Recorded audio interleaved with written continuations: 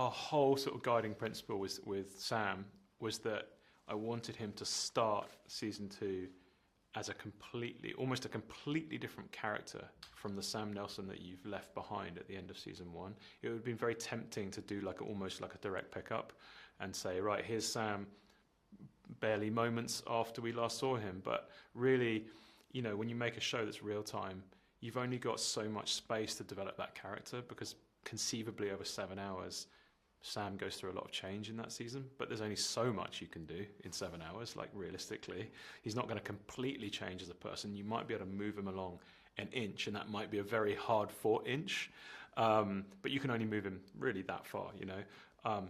In season 2, we had the benefit of having a period of time having passed between the 2 seasons, and we wanted to lean into that and say, what's happened to Sam since we last saw him?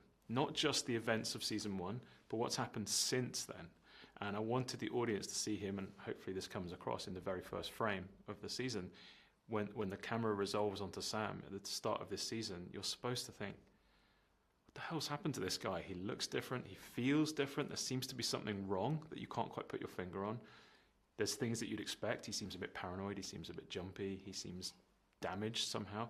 But you can tell straight away it's deeper than that. Something else has happened, and we unpack what that is. And to me, I wanted to make sure that going into season 2, he had proper motivations to do stuff in this season that was dark and challenging himself as a character.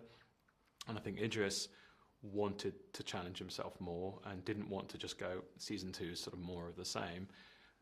We said, if we're going to do this, he's going to have to be in a different place, and he's going to have to be fighting for something, much darker and deeper. So that was really our sort of guiding principle.